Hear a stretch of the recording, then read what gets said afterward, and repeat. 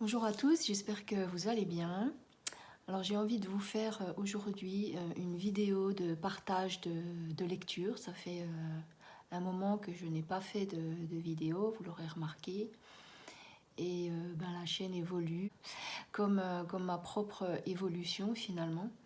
Donc voilà, j'ai envie de vous partager des lectures, entre autres, enfin surtout, qui m'ont permis en fait vraiment de faire ce qu'on appelle, on en parle beaucoup en ce moment, du saut quantique, vraiment d'évoluer.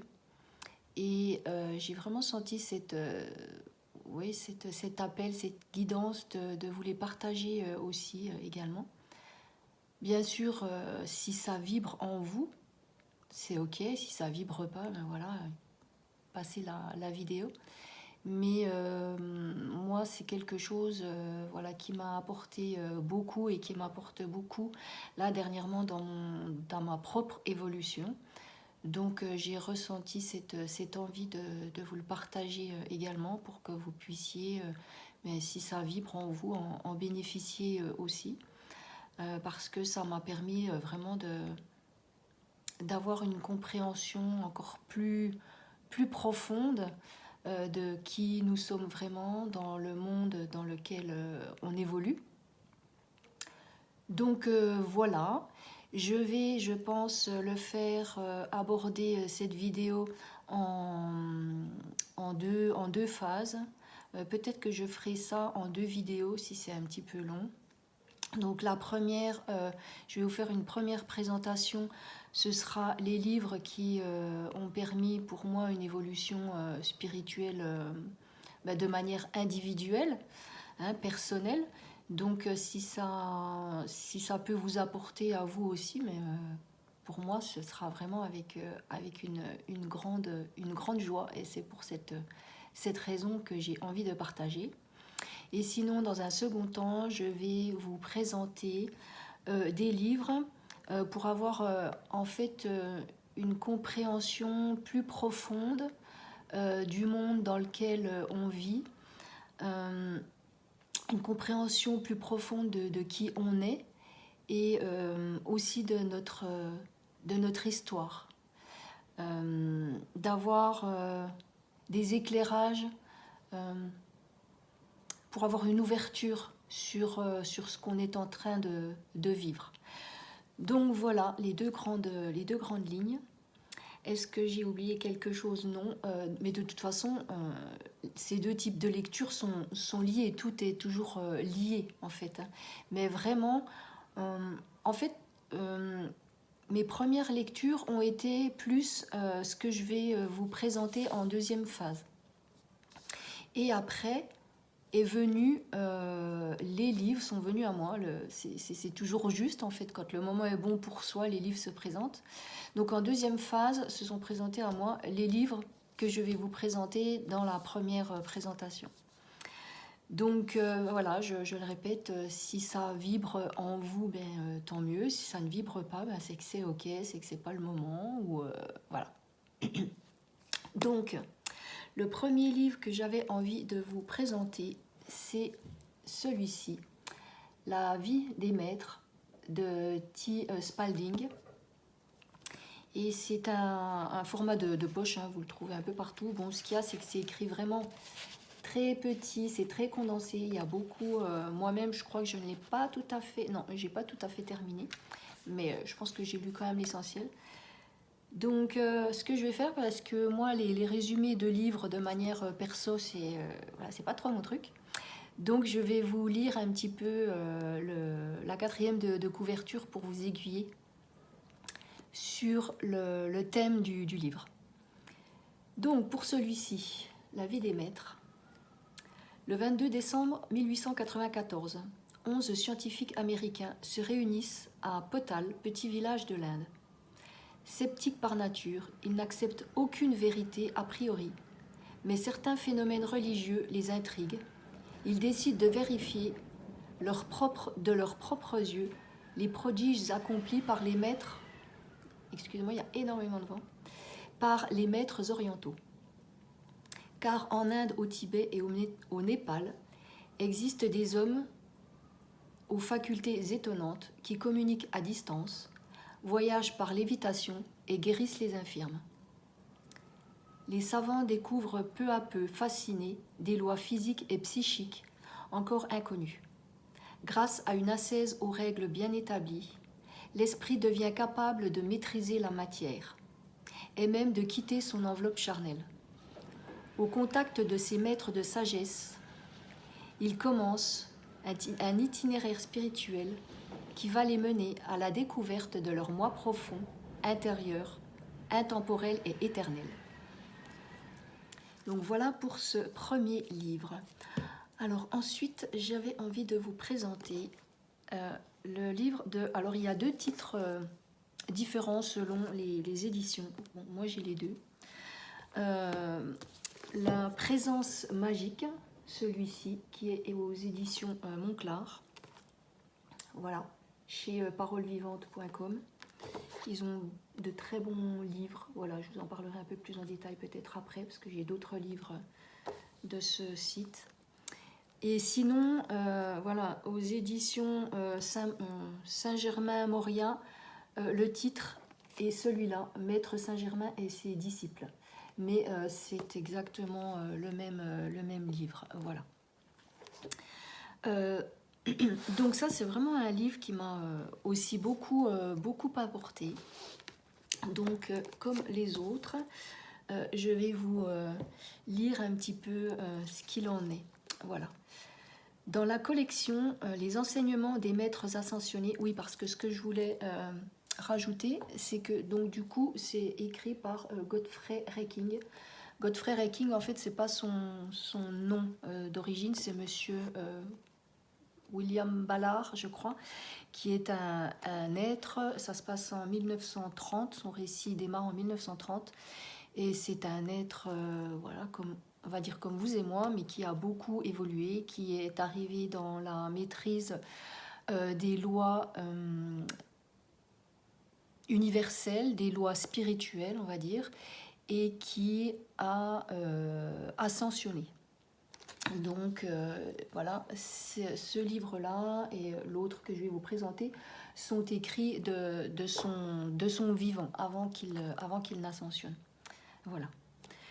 Donc, un petit résumé. Dans la collection Les enseignements des maîtres ascensionnés, ce livre relate une série d'expériences et de chemins par lesquels des disciples passent grâce à l'amour et à l'assistance du maître ascensionné Saint-Germain. On parcourt en leur compagnie la terre, y compris de l'intérieur. Et c'est intéressant parce que justement, ça rejoindra le deuxième thème de la vidéo. La deuxième présentation. Donc, on parcourt en leur compagnie la Terre, y compris de l'intérieur, et les océans. On s'arrête en Amérique, en France, en Arabie, en Inde. Autant d'étapes vers leur ascension et leur élévation. Ils sont toujours guidés par les maîtres ascensionnés et la puissance magique Ayam, qui révèle tout ce qu'ils mettent en œuvre pour tirer l'humanité de la grande dépression dans laquelle elle se maintient et l'emmener vers le bonheur et la lumière. Le but final de cet ouvrage est de révéler à chacun la nature de son propre soi divin, la puissante présence Ayam, afin qu'il puisse, s'il le désire, revenir à sa source, recevoir l'éternité en héritage et ressentir à nouveau le divin amour et le respect de soi. Donc la puissance, la présence Ayam, c'est la présence je suis. Voilà, c'est notre je réel, notre moi supérieur. Alors bon, ça dépend des termes employés selon les personnes, mais vraiment, c'est pas le petit je qui œuvre à partir du mental et de l'ego. Donc voilà pour ces deux livres qui sont en fait le même selon les éditions. Ensuite, un très bon livre aussi, c'est à lire, je trouve, dans la foulée. Donc pareil, là j'ai les deux éditions, ce sont les Mystères dévoilés. Donc aux éditions Monclar, voilà, les Mystères dévoilés. Et sinon, là il porte le même titre, mais toujours chez l'autre éditeur, édition Saint-Germain-Moria. Voilà, les Mystères dévoilés. Alors, toujours dans la collection Les enseignements des maîtres ascensionnés. Donc, dans ce livre, nous nous retrouvons à nouveau dans les années 30, aux côtés de Godfrey Reiking. Il nous décrit son initiation, ses sorties de corps en compagnie du maître, donc maître Saint-Germain, ici en l'occurrence, ainsi que ses rencontres avec des êtres ascensionnés en Inde et dans les lieux sacrés d'anciennes civilisations. Nous visualisons ces dernières, Incas, Atlantides, pour les plus connus. Nous les observons de l'intérieur et nous comprenons ce qu'elles ont apporté à l'humanité en leur temps, mais aussi ce qui a causé leur perte. Des messages sont délivrés à l'Amérique, future terre de guidance, de grandes réalisations pour l'humanité. Révéler à chacun la nature de son soi divin, la puissante présence Ayam, afin qu'il puisse revenir à sa source, ressentir à nouveau le divin amour et le respect de soi est le but ultime de cette collection. Voilà, pour le petit rappel du message de fin. Donc, ensuite, c'est pour ça que je vous parlais des éditions Monclar, parce que vraiment, moi je les ai découverts il y a peu de temps et c'est vraiment une mine d'or. Donc le prochain livre est celui-ci, La loi de précipitation. Alors par contre, si je vais terminer, comme ça je vous donnerai plus de détails. Donc la loi de précipitation. Alors, loi de précipitation, en d'autres termes, c'est la loi de manifestation. Mais les maîtres ascensionnés utilisent ce terme-là, précipiter dans la matière, parce qu'on précipite en fait, comment dire, l'énergie de la manne universelle pour la matérialiser dans la matière, donc on la précipite, voilà. Alors, ce livre est une étude fouillée de la théorie et un guide indispensable de l'usage pratique de la précipitation. Ben voilà, ça tombe bien. Qu'est-ce que la précipitation? C'est en quelque sorte la manifestation de certains de nos vœux et désirs, tels que la santé, l'abondance et la camaraderie. Le présent ouvrage est né du désir de fournir un guide pratique par lequel le lecteur pourrait maîtriser le sujet et précipiter ses besoins quotidiens en accord avec son plan divin. Il faut toujours que ce soit en accord avec le plan divin, pas en accord avec notre mental égotique, bien sûr. Puisque lui, il n'est pas régi par les lois divines, mais par les lois humaines. Le corps principal du texte se fonde sur les éditions mensuelles du journal Du Pont vers la Liberté.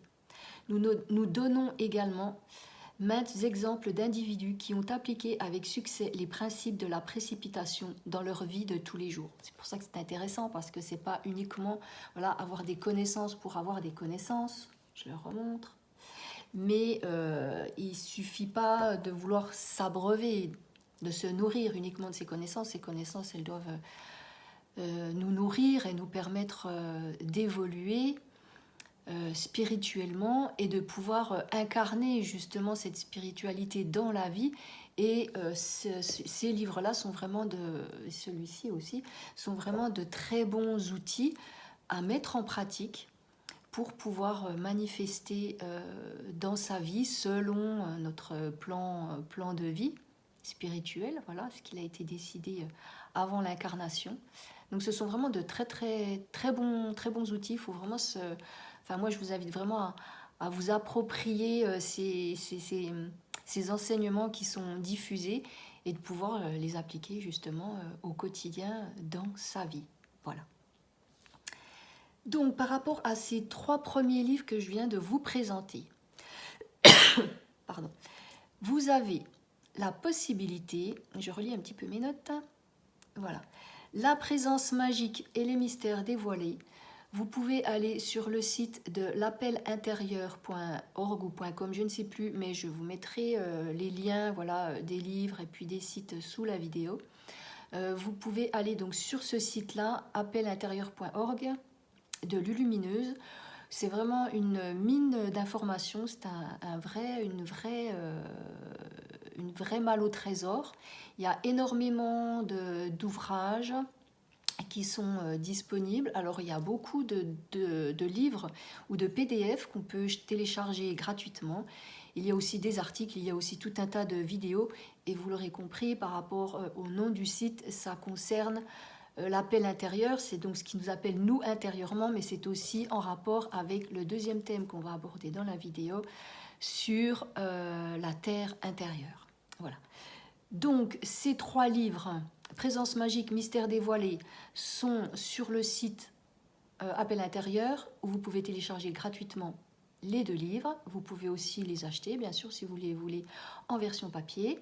Et la loi de précipitation, le dernier que je vous ai présenté, est aussi disponible sur ce même site non, je dis des bêtises, c'est pas sur le site, c'est en PDF gratuit. J'ai le lien que je vous transmettrai. Voilà. Sinon, je continue dans la première présentation, ce livre-là, Les Lettres du Christ, qui est arrivé pour moi dans ma vie après la vie des maîtres, mais juste avant les 3 derniers que je viens de vous présenter, et ça m'a beaucoup parlé. C'est vraiment un livre que je garde en livre de chevet, et quand j'ai eu besoin, voilà, d'une petite guidance personnelle ou de remonter un peu mes énergies, eh bien je vais l'ouvrir au hasard. Je peux l'utiliser comme un jeu, on ferait avec un jeu de cartes oracle, et l'ouvrir au hasard, et je tombe toujours sur voilà, le message qui me soutient, que j'ai besoin d'entendre. Donc c'est vraiment pour moi un très bon livre aussi. Donc je vous lis également, c'est pareil, toutes ces lectures, si ça vibre, c'est bien. Si ça ne vibre pas, ben, passez voilà, votre chemin, et peut-être y revenir plus tard, ou peut-être pas, peu importe. Voilà, tout est juste. À chacun de faire en fonction de ce qui vibre pour lui. Donc, ce livre, Le Christ revient, comprend les 9 lettres, plus les articles, et propose une traduction française. Nanana. Bon, ça on s'en fiche. Christ dit « Je viens pour rectifier les mauvaises interprétations qui ont été faites des enseignements que j'ai donnés alors que j'étais connu sous le nom de Jésus en Palestine il y a 2000 ans. » Il dit aussi « Du fait que les peuples abordent une crise mondiale de proportions gigantesques. » Alors là, c'est vraiment d'actualité. Quand on lit ce livre, on se rend compte qu'on est vraiment dedans. Ça faisait de nombreuses années que ces choses, ces situations de crise s'amplifiaient, mais là on est vraiment dedans. On arrive au bout d'un cycle. Donc c'est vraiment intéressant pour moi, hyper important, voilà, d'avoir connaissance de ces livres ou d'autres, hein, vraiment des choses qui vous parlent, mais pour vous permettre de vous maintenir dans ce qui se passe actuellement. Voilà. Donc, il dit aussi, du fait que les peuples abordent une crise mondiale de proportions gigantesques, il est vitable pour leur survie que moi, le Christ, je puisse m'adresser à tous ceux qui écoutent. Vous savez peu de choses des véritables processus de création dans lesquels vous jouez vous-même un rôle majeur, très important. Il est impératif que vous les compreniez suffisamment pour pouvoir vous engager dans la mise en pratique d'une vision plus élevée pour le bénéfice de toute l'humanité. Il est impossible à ma conscience spirituelle de prendre une forme humaine, afin de pouvoir vous parler directement. J'ai déprogrammé et préparé un esprit réceptif, donc une personne, et obéissant à recevoir ma vérité et la transcrire en mots. C'est ma porte-parole. Donc voilà, si ça vous parle, je le répète, si ça vibre, c'est bien. Si ça ne vibre pas, passez votre chemin. C'est que vraiment, c'est pas fait pour vous, et c'est juste. Voilà, parce qu'on n'a pas tous besoin d'entendre les mêmes choses, ou c'est pas forcément le moment. Mais voilà, si vous sentez l'appel, eh bien laissez-vous guider. Donc, ce que je peux vous proposer par rapport à ce livre, donc moi je l'ai trouvé en d'occasion. Et sinon, il y a Rémi Selmar qui fait de très bonnes vidéos depuis quelques temps. C'est récent, où il lit des passages des Lettres du Christ. Donc ce sont vraiment des des passages inspirants. Moi, j'aime beaucoup en plus cette personne, Rémi Selma. Donc, je vous mettrai également le lien de sa chaîne YouTube sous la vidéo. Donc, dans cette deuxième partie de vidéo, comme je vous l'ai expliqué tout à l'heure, je vais vous partager des livres pour avoir donc une compréhension plus profonde de notre histoire et de qui nous sommes, puisque tout est lié en fait. Et ça permet d'avoir un éclairage beaucoup plus large sur ce qu'on vit actuellement. Voilà. Donc le premier livre que j'ai envie de vous partager, voilà, c'est celui-ci qui s'appelle « À l'intérieur de la Terre » de Radu Sinamar. Voilà, je sais pas, ouais, Radu Sinamar, voilà, Voyage au centre de la Terre.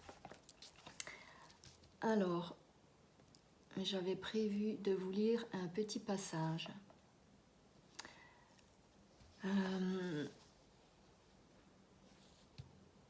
Alors, c'est le préambule du livre, voilà, qui explique un petit peu ce qu'il en est. Cet ouvrage peut se lire indépendamment des deux livres précédents du même auteur. Toutefois, comme il s'agit de la continuation de la même histoire réelle, avec les mêmes principaux personnages, César et l'auteur, il nous a semblé important de présenter un court résumé des deux ouvrages précédents afin d'offrir au lecteur un meilleur confort d'appréciation. Comme ça vous permettra aussi d'avoir un éclairage un petit peu sur ce livre. Donc, le département 0 est un secteur de l'ombre des services secrets roumains, car il s'occupe d'affaires touchant au paranormal. Depuis qu'un satellite US de reconnaissance a repéré en 2002 une mystérieuse cavité sous les monts Bucegi en Transylvanie, le Pentagone, de hauts responsables de la franc-maçonnerie et le département 0 sont en effervescence. Avec l'aide d'un spécialiste roumain doué de facultés paranormales nécessaires pour lever les barrières énergétiques protégeant le lieu, donc c'est César, et de militaires américains dotés de technologies de pointe, ils ont pu accéder en 2003 à un hall d'archives secrètes doté de technologies très avancées, laissé par une civilisation inconnue sous le milieu de la montagne, non loin de l'emplacement du sphinx roumain, le mont Bucegi. C'est le sphinx qu'on appelle le sphinx roumain. Il me semble que c'est ce mont Bucegi ou c'est le sphinx romain est à proximité. Non, je crois que c'est le mont Bucegi. De ce hall partent 3 tunnels reliés à d'autres lieux mystérieux, sous d'autres continents ou à l'intérieur de la Terre.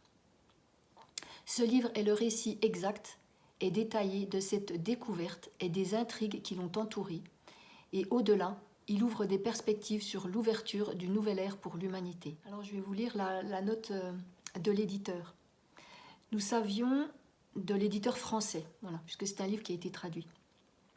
Nous savions depuis notre prise de contact avec l'éditeur roumain Daksha que Radu Sinamar, c'est un pseudonyme, refusait tout contact avec quiconque, y compris même avec Daksha depuis plusieurs années, principalement, supposions-nous, pour sa protection personnelle, car l'histoire est sensible, c'est le moins que l'on puisse dire.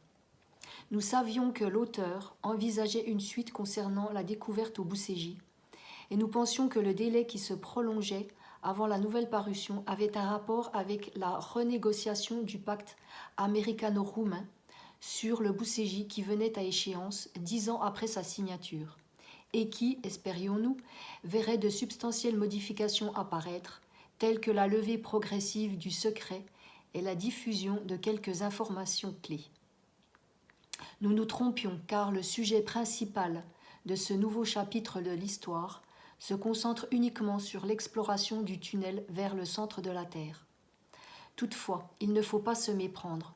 Il s'agit là d'une avancée exceptionnelle, car le sujet de l'intramonde est ultra sensible. Je fus moi-même contacté avant même l'annonce de la parution de ce nouvel épisode par des gens intéressés qui avaient très bien compris là où nous mènerait Radu Sinamar et qui voulaient me sensibiliser à l'existence de civilisations avancées nichées dans l'intraterre, dans l'intramonde, pareil. auparavant peu porté sur ce sujet particulier, je dois reconnaître aujourd'hui qu'on touche là à un domaine d'un intérêt capital qui est déjà un enjeu pour certaines forces en présence. Maintenant, la note de l'éditeur, hein, qui n'est pas très longue. L'homme, c'est une citation. L'homme, un proverbe, pardon. Donc je l'ai dit, oui, note de l'éditeur roumain. L'homme n'a point de port, le temps n'a point de rive. Il coule et nous passons, dit un proverbe dont j'ai compris le véritable sens au mois de février 2017. L'espoir de suite de la série Radu Sinamar était au point mort, après des années de silence de la part de l'auteur. Toutes nos sollicitations, ainsi que les nombreuses questions de la part des lecteurs, restaient sans réponse. Et pourtant, il existe des moments dans la vie où la surprise fait réfléchir plus profondément à ce que disait Einstein il y a plus d'un siècle.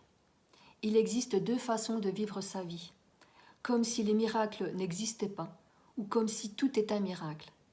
Il est peut-être trop prétentieux de considérer le retour de l'auteur comme un miracle, mais c'est en tout cas une grande surprise pour tous les lecteurs de la série. Surtout que ce tome contient des informations inédites et troublantes. Il est probable qu'il fera naître des controverses, des arguments contraires, et soulèvera des opinions, mais malgré tout, nous comprendrons mieux certaines énigmes que nous pensons non résolues.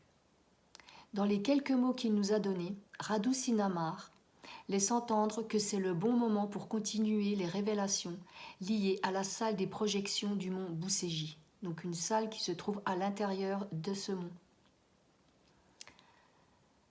Il laisse également comprendre que la série ne s'arrêtera pas là.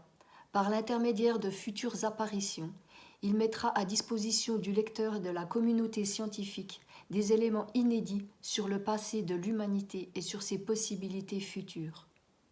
Nous avons parcouru avec émotion le manuscrit comme une redécouverte de la magie, c'est écrit entre guillemets, extraordinaire que nous avaient fait vivre les autres volumes.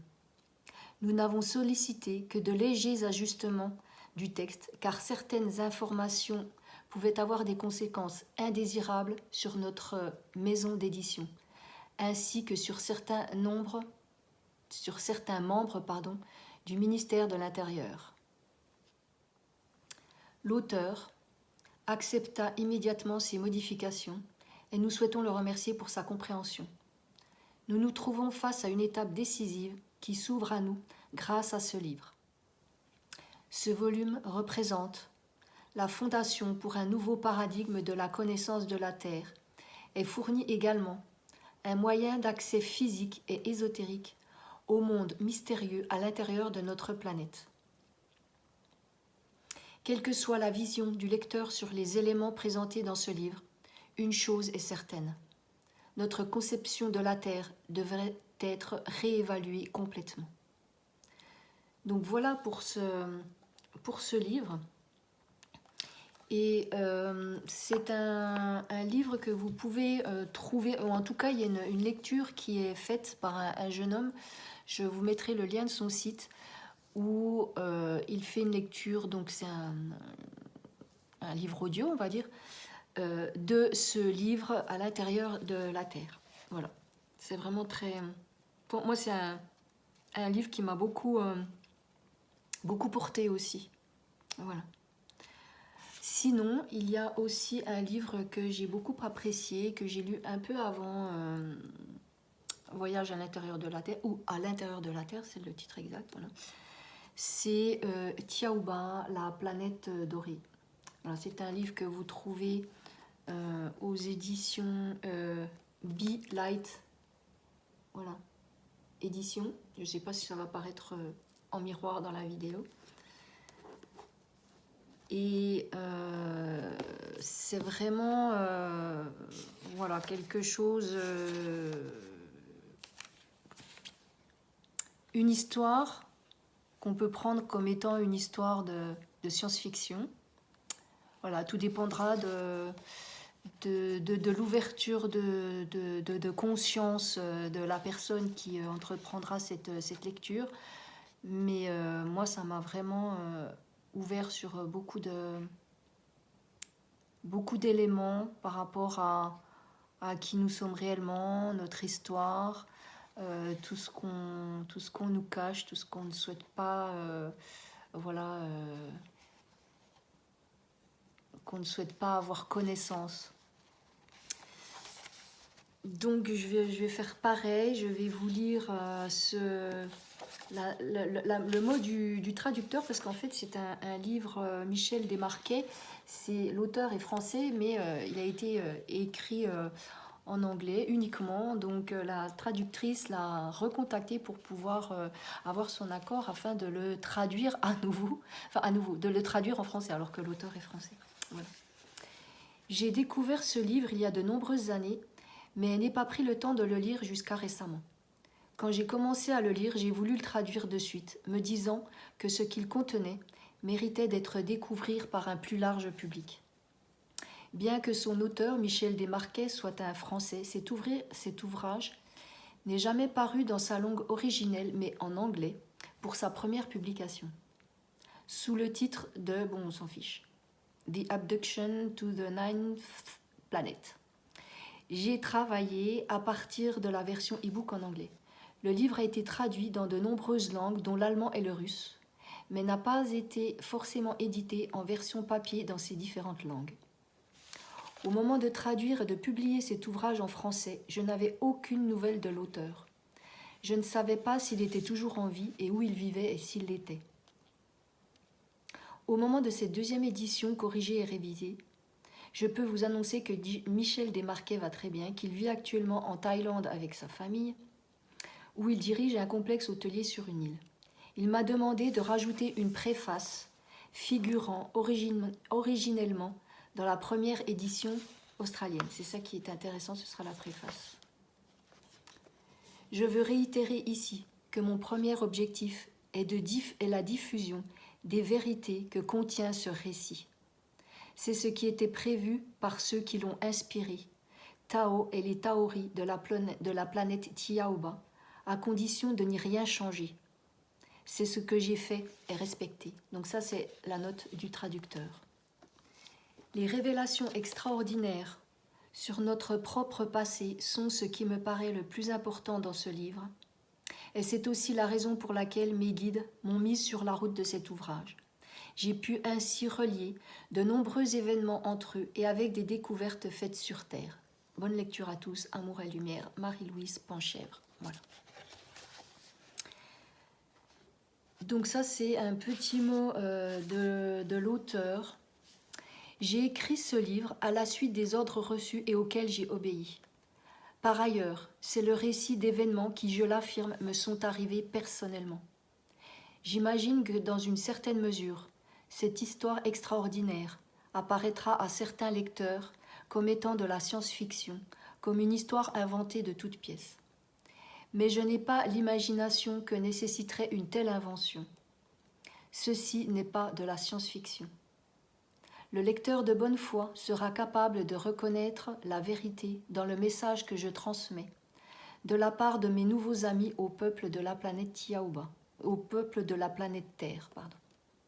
Ce message, malgré les nombreuses références aux races et aux religions, ne reflète ni préjugés raciaux, ni religieux de la part de l'auteur.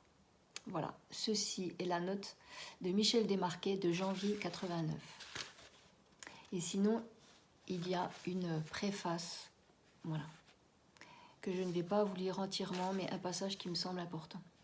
Il existe 3 manières de recevoir l'information depuis un niveau supérieur de conscience et d'acquérir par là même une connaissance des lois gouvernant toute existence et la façon dont nous pourrions mener une vie meilleure et plus facile. Donc ces 3 manières sont par l'intuition, le voyage astral, donc les sorties de corps, et par une vraie expérience physique. Michel Desmarquet fut choisi pour vivre cette dernière forme, et cela en relation avec la mission d'un peuple venant d'une planète où la vie est d'un niveau supérieur, plus avancé et plus éclairé, afin de nous apporter des messages et un savoir si indispensable en cette phase dans cette phase critique du développement sur notre planète, afin de construire une passerelle vers la prochaine marche sur l'échelle de notre évolution. Donc lui, il a fait, en fait, il a vécu cette expérience physiquement. Voilà. Alors, un passage que je vais vous partager. Après avoir lu le récit de Michel, 4 conditions me sont apparues très clairement.